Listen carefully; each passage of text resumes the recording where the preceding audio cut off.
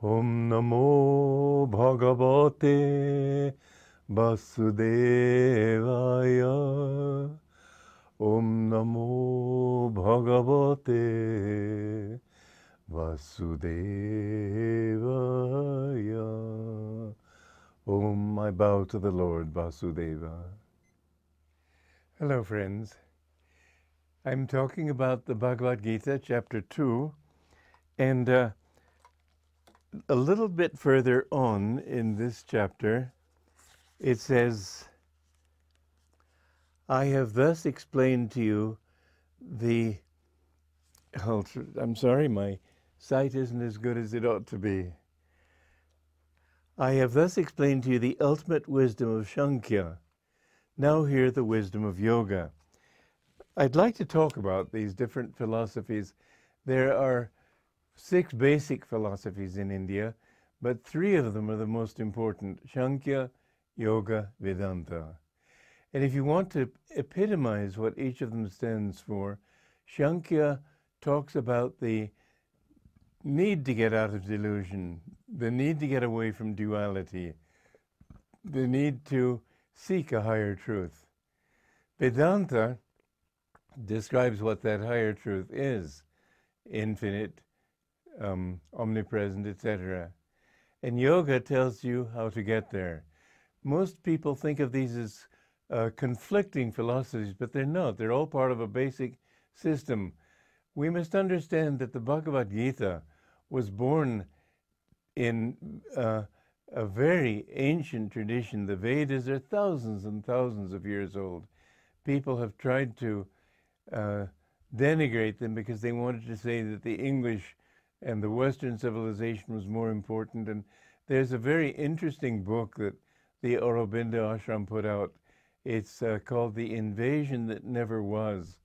And the whole idea of the people in India being an Aryan invasion and the Dravidians and so on, this is an absolute myth. And the Western thought that the Vedas are fairly recent and nothing but a bunch of poems written by cowherds speculating about the heavens and so on. This is nonsense. Sri Aurobindo wrote some very insightful books on the subject. He showed how Tamil, for example, which was considered a Dravidian language, has its roots also in Sanskrit. And he showed how the meaning of the ancient words has changed. This is something that the Shankaracharya of Govardhan Math in Puri pointed out also, that he said that when the Vedas give you the mathematics of ancient times, the literal translation according to the modern knowledge of the meaning of old words came out like, in the reign of Kangsha there was bloodshed, pestilence, and famine. Well, that has nothing to do with mathematics. But he meditated on it deeply, and he was a very learned man. And he found that, in fact, it was a very good mathematical formula. They had simply lost the meaning of the words. Aurobindo pointed out, for example, that when they spoke of cows, and the Vedas are full of cows, and you think it must be a cowherd kind of society then. But he said that the ancient meaning of go, which is cow, is also light. In fact, some friends I stayed with in Arizona who were devotees of Aurobindo, they got a letter once to "Dear Cows of Light." Anyway, the thing is that the Vedas are a very deep scripture, and in our modern understanding, trying to read the translations, or if you know Sanskrit, even trying to read the Sanskrit, they don't make an awful lot of sense. And the English came in there with dirty boots and just mucked the whole thing up. But the interesting thing is that all the ancient people who are more within our time range say that the Vedas contain all knowledge. And the summation of the Vedas is contained in the Upanishads.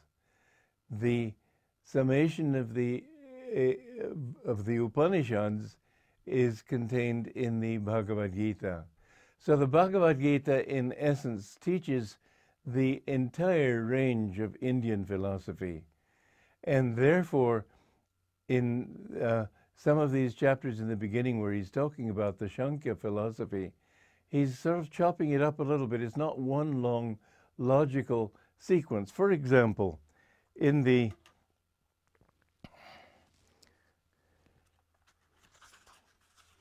In the 26th and 27th stanzas, which I made the mistake of putting together, it says, even, however, if you prefer to think of the self as perishable, why grieve?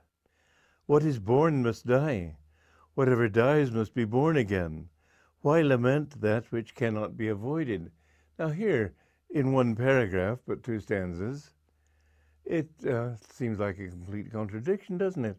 I mean, first of all, if you think that the self dies, if it's perishable, then how can you say that whatever dies must be born again? But I've understood, meditating on this, that he's not meaning it to be a logical sequence. It's illogical. It's a non sequitur. But these are 2 separate stanzas, and they're not a continuous argument. Each one is bringing out a part of this philosophy of Sankhya. So while Krishna is trying to persuade Arjuna that he must do his duty and fight, he's also trying to bring out the philosophy of Sankhya and the teaching that in this philosophy, the different truths that it teaches, he has to crowd them all in here and somehow try to add them up as an argument for what he's telling Arjuna, which is basically, you've got to do your duty, and the war that you're fighting is really not a physical war. It's against your own lower nature, and your fear of destroying your lower tendencies, your fear that you'll destroy part of yourself, that you'll be less a man, less a human being if you do this. This is all based on delusion. So Krishna's got that basic argument to follow, but he's trying to put in, as I read it, these different things that add up to the whole philosophy of why you need to get out of delusion, why you need to conquer your lower nature and claim your higher nature. And so there are a few non sequiturs here where, on the one hand, he's saying, even if you don't believe in anything, on the other hand, you'll go to heaven if you do this. It doesn't make sense if you follow it, just logically. The only thing that does make sense is if you think of each stanza as a separate thing, but also with, to some extent, a separate teaching. And so the first of these is, even, however, if you prefer to think of the self as perishable, why grieve? These stanzas at this point are mainly focused on why grieve, on being even-minded. You see, the nature of reality is Dvaita, duality, and we must try to find that midpoint.